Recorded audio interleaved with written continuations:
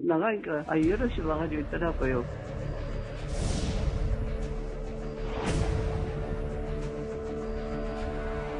참 대담한 사람이냐면은 이용수 할머니한테 연락 없이 무조건 간 거예요.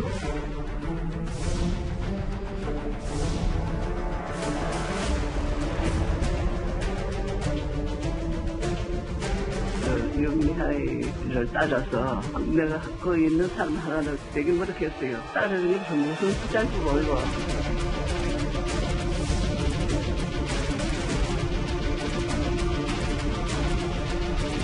그 사람 대신에 있는 사람이니까 용서를 가는 게 있을 수가 없습니다.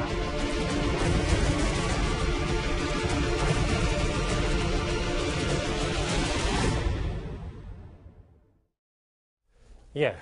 3일 전에 있었던 윤미향 당선인의 이른바 무릎 사과는 오히려 더 깊은 상처만 남긴 건 아닌지 모르겠습니다.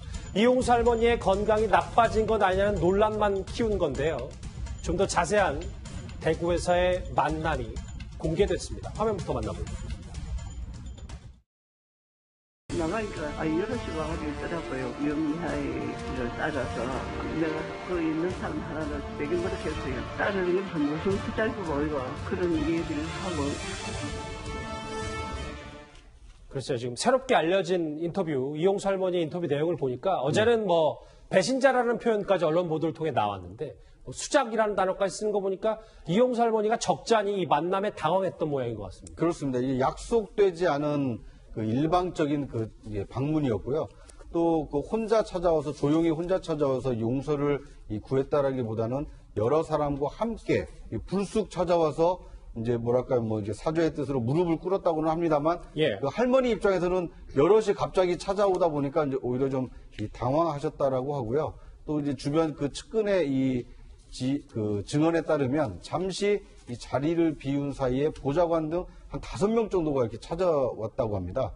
그러다 보니까 할머니께서는 오히려 이제 뭐 이게 그 손을 떠실 만큼 상당히 좀 긴장을 하셨다라는 게 목격담이 전해지고 있는데요. 예. 이제 진정한 사과를 하기 위해서 간 건지 아니면 어떤 사과를 했다라는 어떤 뭐랄까요 그 행위를 남기기 위해서 간 것인지 이것에 대한 또 다른 좀 논란의 어떤 불씨가 되고 있는 상황입니다. 이현정 의원님, 네. 연세가 90이 넘으셨잖아요. 그렇습니다. 그래서 지금 오늘 뭐 여러 가지 보도들이 좀 엇갈리기 있긴 한데 기본적으로는 건강이 좀 많이 안 좋아지셨다는 보도가 좀 많습니다.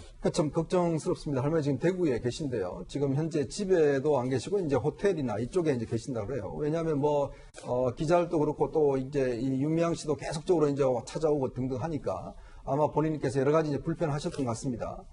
특히 우리가 이렇게 할머니들을 모시면요, 이 연세가 드시면 어떤 조그마한 사안에도 굉장히 놀라시고 또 건강에 큰 상처를 줄 수 있습니다. 이미 예. 93이지 않습니까?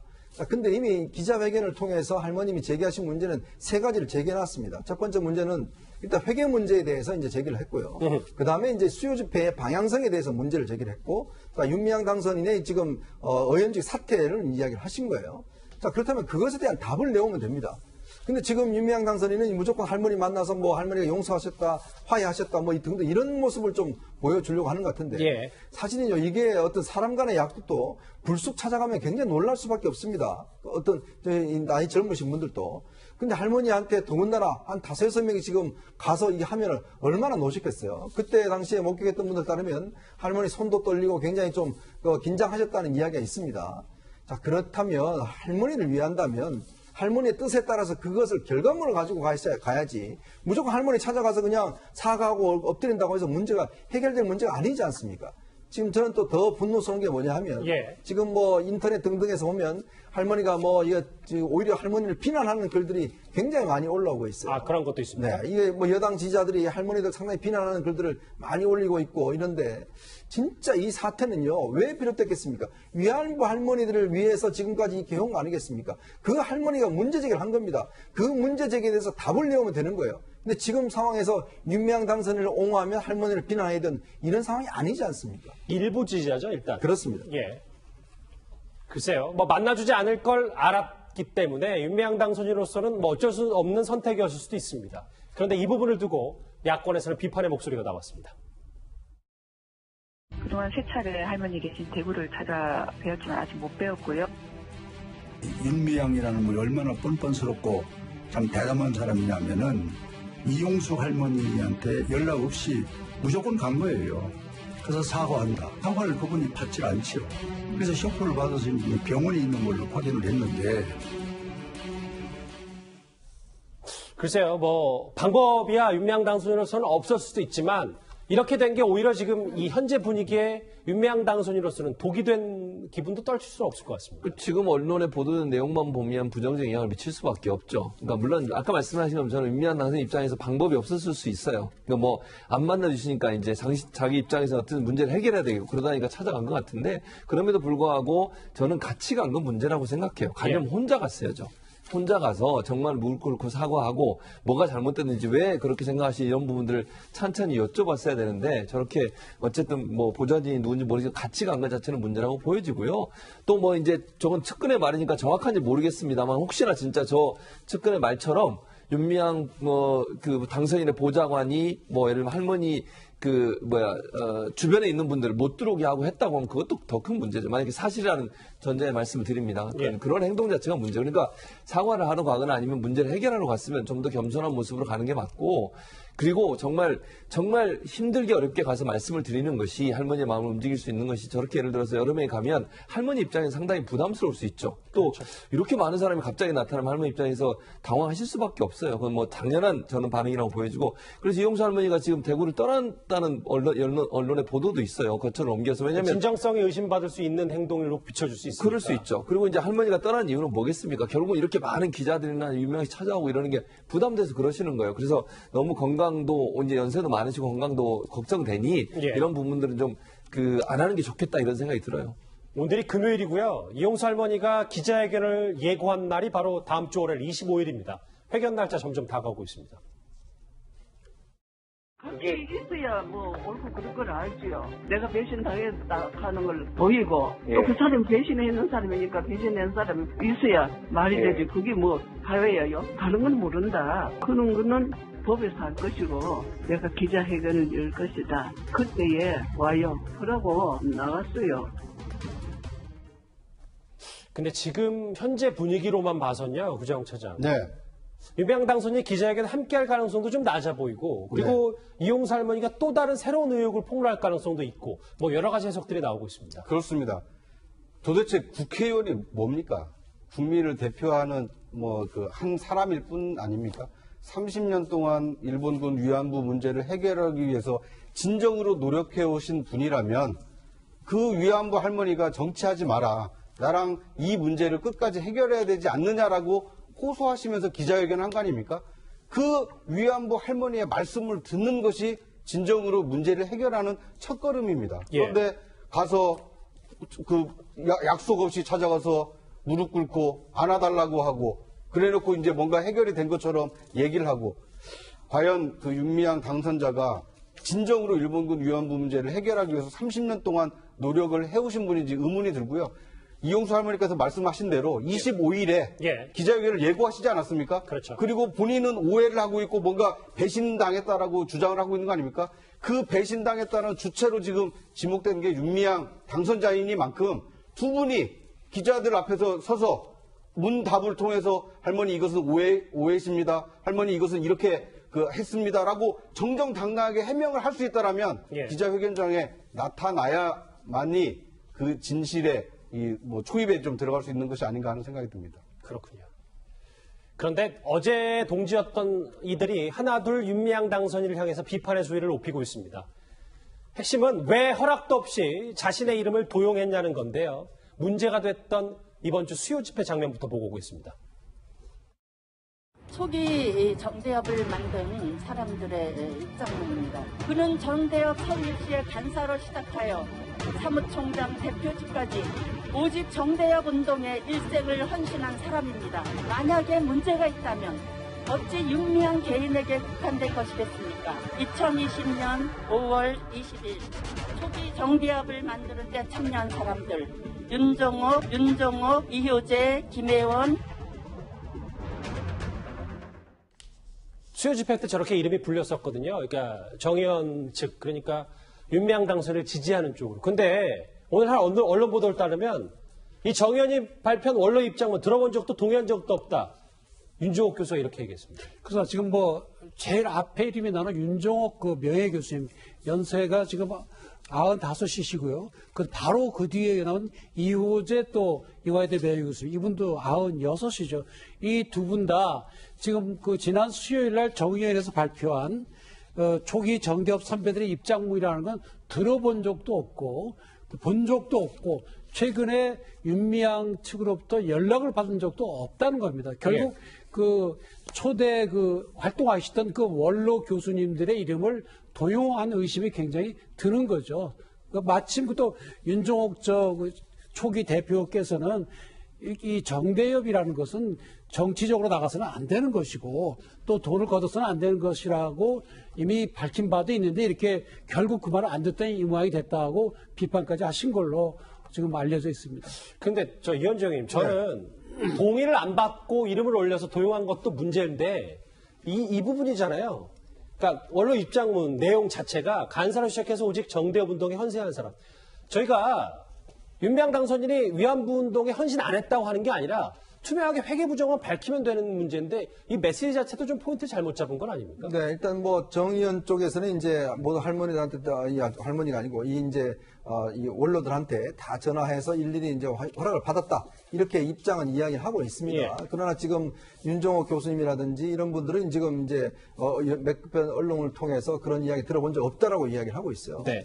자, 근데 저는 어쩌면 정의연이 지금 자꾸 문제를 풀어가는 방식이 예. 사실 이 운동은 절대 훼손돼서는 안 됩니다. 그러니까 어떤 면에서 보면 정의연은 이번 사태를 잘 풀면 이 운동이 어떤 면에서 보면 다시금 저는 불붙을 수 있다고 봐요. 근데 지금 어떤 면에서 보면 이 운동의 어떤 그 본질적인 면을 훼손시키는 게 지금 제기가 되고 있는 게 이 회계 투명성에 대한 문제지 않습니까? 세계적인 이 자선단체들이 보면 이런 사태가 있었습니다. 그럼에도 불구하고 이런 회계 문제에 대해서 어떤 면에서 보면 처벌받고 해서 다시금 운동을 시작한 단체들이 많아요. 왜냐하면 사회단체를 하다 보면 여러 가지 회계에 대해서 불투명하고 특히 이제 이런 것들이 일이 일어날 수가 있습니다. 그렇다면 본인들의 잘못을 시인하고 개선하면 되는 문제예요. 자, 근데 지금 자꾸 문제를 뭐냐면 이렇게 회계 문제나 이런 문제를 지적하는 것이 친일 세력의 공격이다. 그리고 위안부 운동 자체의 뿌리를 흔드는 것이다. 예. 이런 관점으로 지금 보고 있는 것이거든요. 저는 그렇게 해결되면 이 문제가 해결되지 않습니다. 그러니까 그렇죠. 정의연도 어떤 면에서 보면 지금 만약 검찰 수사해서 결과가 문제가 나오면 그러면 이거 어떤 면에서 운동의 순성까지도 훼손될 수가 있는 거거든요. 그렇다면 저는 정의연이 지금 상황에서는 문제선을 분명히 긋고 나가야 됩니다. 자, 우리가 회계 잘못했다라면 처벌받겠다. 그러나 운동의 순수성은 자체는 지켜야 된다. 그렇죠. 이런 양쪽에서 입장에서 대응을 해야지. 자꾸 이 두 문제를 자꾸 윤미향 당선인 개인적으로 자, 윤미향 당선인은 30년 노력을 했기 때문에 문제가 없다. 이런 식으로 이야기하면 오히려 윤미향 당선인만 방어하기 위해서 오히려 정의연 전체에 훼손되는 이런 사태로 저는 발전시킬 수 있다는 생각이 듭니다. 이 윤종옥 교수도요. 윤종옥 교수도 위안부 운동의 대보이자 배우 김희애 주연의 영화 허스토리 이 김문숙 부산 정대협 이사장이 지적했던 모금한 문제를 동시에 꼬집었습니다. 역수로 잘 나가는 여행 사장이다. 언제든지 내가 마음을 품어왔는 거예요. 벌써 저 할매가 기사님 어머님 어쩌실 겁니까? 그래도 남에게도 그따위로 말씀하실 거예요. 아니 왜 그렇게까지 그 할매들한테 집착하는 거야? 뭐 그러면서 왜 혼자 잘 먹고 잘 산게? 할머니요. 할머니 아니라 국가대표 선생님. 윤종옥 교수도요, 교수님도 오히려 네. 뭐 자기가 이름을 올려서 정의연을 지지한 그거 말고 네. 모금한 문제를 다시 한번 꼬집었거든요. 그렇습니다. 이게 초창기에 1992년에 처음으로 이제 수요 집회가 시작이 됐었는데 당시만 하더라도 모금 활동이 이제 전혀 없었다라는 겁니다. 그러니까 저도 지금 이 그 정의연 사태가 굉장히 안타까운 것이 예. 인권 문제 아닙니까? 군 위안부라는 그 일본이 이 전쟁 범죄로 저지른 인권 문제가 지금 정의연의 어떤 회계 부정 문제, 이 아주 그 돈 문제로 이게 치환되고 있는 것이 굉장히 좀 안타깝습니다. 뿐만 아니라 위안부 문제를 해결해야 되는 진정성은 어디로 가버리고 윤미향 당선자를 구하기 위해서 정의기억연대가 그 활동하고 그 뭔가 성명을 내고 뭐 그 해명을 하고 과연 이런 것이 그 설립 취지에 맞는 것인지 그러니까 본질적인 문제를 자꾸 비본질적인 문제로 이 해명을 하려다 보니까 예. 오히려 위안부 할머니들의 문제 또 위안부 할머니의 어떤 상처만 더 깊어지고 있는 것이 아닌가. 이 설립 초기 활동을 왜 했는가라는 어떤 초심을 지금 되새겨야 될 때가 아닌가 하는 생각이 듭니다. 윤미향 당선인 논란 중간 정리를 좀 해보겠습니다. 박지원 의원의 목소리 한번 듣고 오겠습니다. 그 19일 이용수 할머님의 윤미향 당선인과 그 면담을 잘못 해석했지 않는가. 어떠한 결단을 내리지 않으면 어려워진다. 현직의원이 되기 전에 민주당으로서는 국민이 납득할 수 있는 조치를 해야 국민이 이해할 것이다. 최 교수님 정리를 좀 해볼게요. 다음 주 월요일에 이용수 할머니의 기자회견, 두 번째 기자회견이 있고 그 이후에 윤미향 당선인이 또 해명 기자회견을 연다는 소식도 있거든요. 네, 그렇죠. 그 얘기는 즉슨 이렇게 보는 것처럼 결국은 사퇴 쪽으로는 전혀 기우지 않았다 이런 반증이 아닙니까? 저는 그렇게 보지는 않습니다. 개인적으로. 물론 민주당이 전체 의견이라고 제가 말씀드릴 수는 없고 저는 그렇게 보지 않고요. 지금 이해찬 대표가 얘기했던 일희일비 하듯 하지 하나하나 사건 나올 때만 대응하지 말고 전체적으로 사실관계 확인한 다음에 얘기하라 이 말은 양쪽에 다 저는 경고했다고 생각해요. 예. 그러니까 일부에서 예컨대 윤미향 당선인이 문제가 없거나 아니면 보호했다는 쪽으로 발언하신 분도 있고 민주당 내에서 또 반대로 오늘 김영춘 의원 같은 분은 사퇴 얘기까지 꺼내셨어요.